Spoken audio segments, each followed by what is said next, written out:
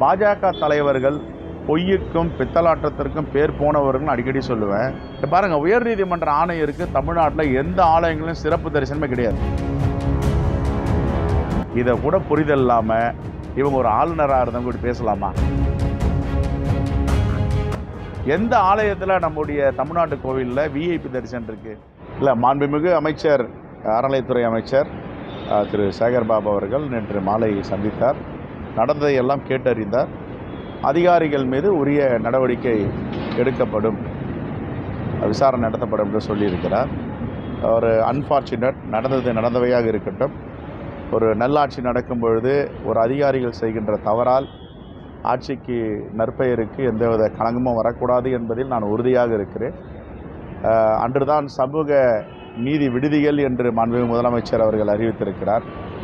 இதை ஒரு சில அதிகாரிகள் செய்யும் தவறு இது பிரச்சனைகள் ஏற்படுகிறது.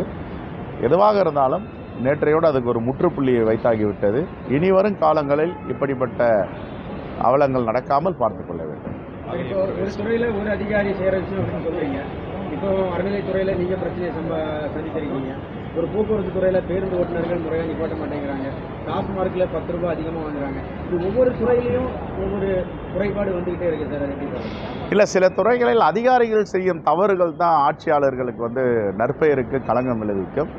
இருந்த போதிலும் சட்ட நடவடிக்கை மூலமாக மாண்புமிகு முதலமைச்சர் அவர்கள் நடவடிக்கை எடுத்து வருகிறார். அதிகாரிகளாக தங்களை பார்த்து திருத்திக் கொள்ள வேண்டும். இதுதான் என்னுடைய பார்வை. இன்று வைத்தியநாத ஐயர் மகாத்மா காந்தியடிகளுடைய வேண்டுகோளை ஏற்று வைத்தியநாத ஐயர் மதுரை மீனாட்சி அம்மன் ஆலயத்தில் ஆலய பிரவேசம் செய்த நாள்.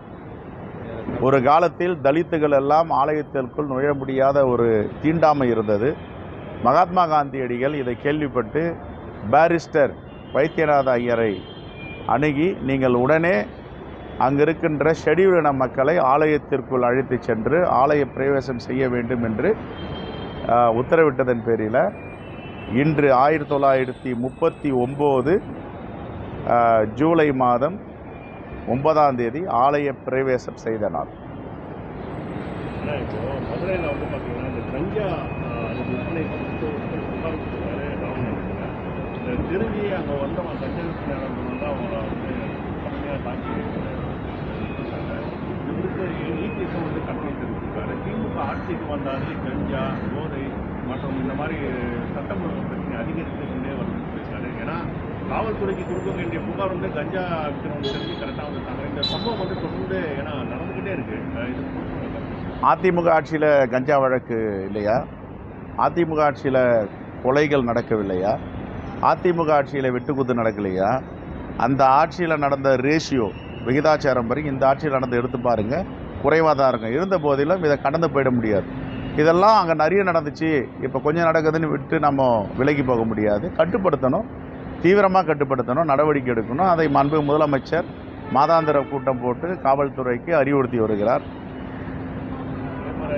குறிப்பாக ஒன்றே ஒன்று செய்தி தான், அந்த குடமுழுக்கு விழாவில் மேனாள் ஆளுநர் அம்மையார் தமிழிசை சவுந்தரராஜன் கலந்து கொண்டார். கோபுரத்தில் மேலே நின்று அவர் குடமுழுக்கில் கலந்து கொண்டார். நான் அவரை வணக்கம் சொன்னேன், என்னுடைய தொகுதிக்கு வந்திருக்கார் என்று. அதிகாரிகள் கவனித்தார்கள். நல்ல அவருக்கு வரவேற்பு கொடுத்து மேலே அழைத்து சென்று அதையெல்லாம் மாற்றுக்கருத்து எனக்கு இருக்க முடியாது. இன்றைக்கி ஒரு பதிவு போட்டிருக்காரு, சிறப்பு வழியில் நான் போனோன்ட்டு காத்திருந்ததாகவும் சிறப்பு வழி கதவை திறக்கலையாம், அதனால் நான் போயிட்டாகவும் சொல்கிறாங்க. பாஜக தலைவர்கள் பொய்யுக்கும் பித்தலாட்டத்திற்கும் பேர் போனவர்கள் அடிக்கடி சொல்லுவேன். இந்த சிறப்பு வழியை நீதிமன்றம், உயர்நீதிமன்றம் ஆணையிட்டு எடுத்து எத்தனையோ வருட காலங்கள் ஆகிடுச்சு. யாருக்கும் சிறப்பு தரிசனம் கிடையாது. இது அம்மையார் உள்வாங்கிக்கணும். நான் பொதுவாக என்னுடைய தொகுதியாகட்டும் தமிழ்நாட்டில் எங்கேயுமே ரொம்ப எளிமையாக மக்களோட மக்களாக தான் இருக்கிறவன். இந்த சிறப்பு தரிசனம் இதுக்கெலாம் போர்வம் கிடையாது. என்ன சொல்ல போனால் கூட்டமாக இருந்தால் அவங்கள அனுமதிங்கன்னு சொல்லக்கூடியவன். அதனால் தொடர்ந்து பாஜக தலைவர்கள் உண்மைக்கு புறம்பாக இந்த ஆர்எஸ்எஸ் உடைய சித்தாந்தத்தில் பொய்யும் புரட்டும் அதிலேயே வாழ்ந்துட்டு இருக்காங்க. அதுலேருந்து கொஞ்சம் விலகி வரணும். இப்போ பாருங்கள், உயர்நீதிமன்ற ஆணை இருக்குது. தமிழ்நாட்டில் எந்த ஆலயங்களும் சிறப்பு தரிசனமே கிடையாது, விஐபி தரிசனம் கிடையாது.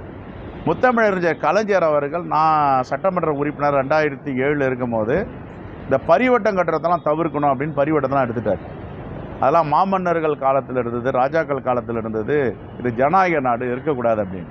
இதை கூட புரிதல் இல்லாமல் இவங்க ஒரு ஆளுநராக இருந்தவங்க இப்படி பேசலாமா? எந்த ஆலயத்தில் நம்முடைய தமிழ்நாட்டு கோவிலில் விஐபி தரிசனம் இருக்குது, அதெல்லாம் எடுத்து எவ்வளோ காலமாகி போச்சு. இதெல்லாம் தெரிஞ்சுட்டு பேசணும். சகதி வாரி இறைக்கணும், பழிய போடணும், ஏதாவது ஒன்று அரசியல் பண்ணணுன்றதுக்காக எடுத்தேன் கவிழ்த்தேன்னு பேசுவதை பாஜக தலைவர்கள் தவிர்க்க வேண்டும். ஆதாரபூர்வமாக பேசணும். இப்போ சிசிடிவி ஃபுட்டேஜ் இருக்கா இல்லையா? எல்லா ஆலயங்களும் இருக்குது. அதுவும் எங்கள் வல்லக்கோட்டை முருகன் கோவிலில் ஏராளமான சிசிடிவி இருக்குது. ஒரு அடிக்கு ஒரு சிசிடிவி, ஒரு மீட்டருக்கு ஒரு சிசிடிவி வச்சுருக்காங்க. அது எல்லாத்தையும் ஆய்வு பண்ண சொல்லுங்கள். நான் எப்படி நின்றுட்டு இருந்தாங்க, ஏதாவது ஒரு அதிகாரி என்னை வந்து கூப்பிட்டு போனாங்களா, இந்த அம்மா பின்னாடி எத்தனை அதிகாரி போனாங்க, நான் மகிழ்ச்சியோடு பார்த்தேன். ரைட், எங்கள் தலைவருடைய மகள், ஒரு கட்சியோட தலைவர் வந்திருக்காங்க, என் தொகுதியில் அவங்களுக்கு சிறப்பு செய்கிறாங்கன்னா எனக்கு அதை விட மகிழ்ச்சி கிடையாது. நான் இவ்வளோ பெருந்தன்மையோடு வந்தேனே, ஒரு வார்த்தை கூட பேசாமல். பத்திரிகையாளர் சந்திப்பில் யார் அந்த விஐபின்லாம் என்ன கேட்டாங்க. யார் அந்த விஐபி, நீங்களே பார்த்துங்கண்ணே. பேரை கூட அந்த அம்மாவுடைய பேரை உச்சரிக்கல எங்கேயும். ஆனால் 2 டெப்டி கமிஷனர், ஒரு ஜாயின்ட் கமிஷனர் கூடவே இருந்து எல்லாம் பண்ணாங்க. நான் கூட ஒரு ஓஏ கூட கிடையாது. நான் இதை எங்கேயுமே சொல்லலை. ஆனால் இன்றைக்கி ஒரு பதிவு போட்டிருக்காங்க.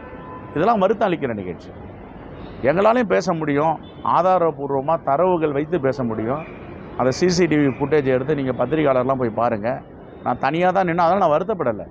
என்னுடைய தொகுதி, எங்களுடைய ஆலயம், மக்கள் மகிழ்ச்சியாக ஆலய பிரவேசம் செஞ்சுட்டு போகணும் தான் நின்று கண்டி. குற்றச்சாட்டுகள் சொல்வதற்கோ அவர்கள் குற்றச்சாட்டு சொல்வதை அனுமதி இருக்கோ தயாராக இல்லை.